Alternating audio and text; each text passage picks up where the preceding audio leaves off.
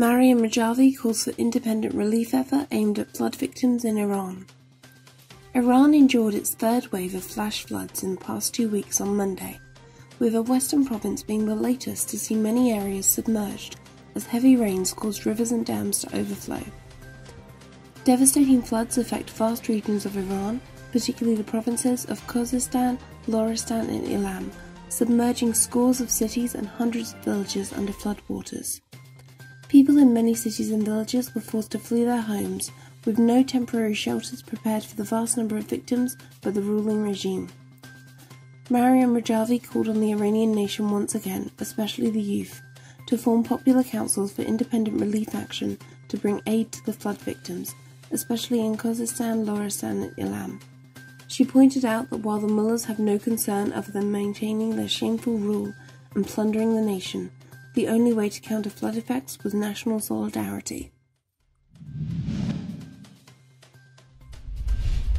US is considering additional Iran sanctions, perhaps in May. The US government is considering additional sanctions against Iran that would target areas of its economy that have not been hit before, a senior Trump administration official told reporters on Monday. The official said the administration aimed to follow through with new sanctions around the first anniversary of the US withdrawal from the 2015 nuclear deal between Iran and several world powers, which President Donald Trump announced in May. "We just want a continued chilling effect," the official said. "We want businesses to continue to think that doing business with Iran is a terrible idea at this point." The official, speaking on condition of anonymity, said the administration hoped to take the additional measures in the coming weeks. Women's entrance to a Saudi stadium prohibited. On Saturday, March 30th, law enforcement agents prevented women's entrance to a Saudi stadium to watch the game between Iran's two top teams, Istiklal and Persepolis. The ban is being applied even though during a meeting with the Secretary of Supreme Council of Cultural Revolution on December 31st, the Minister of Youth Affairs and Sport had stated all the infrastructures are provided for women's presence in the stadium. Iranians' women's entrance to the stadium to watch football games is banned, and those who try to do so are arrested. But Iran's young women and girls have refused to abide by this rule, entering stadiums in various ways and making their photos public as an act of protest.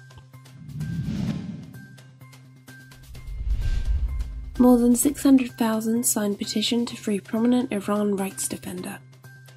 More than 600,000 people have signed a petition calling for the release of prominent Iranian human rights activist and legal counsel Nasrin Sotoudeh, Amnesty International reported.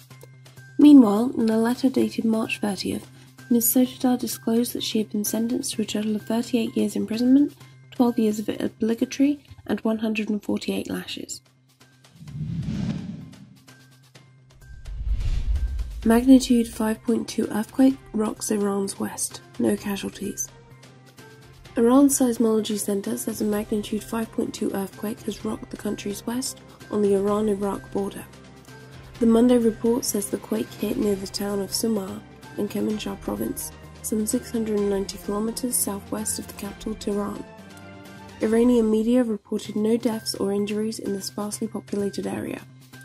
The US Geological Survey says the quake was centered 31 kilometers southeast of the Iraqi town of Mandali, at a depth of 10 kilometers. Two more aftershocks hit in less than an hour, which the US Geological Survey says were magnitude 4.1.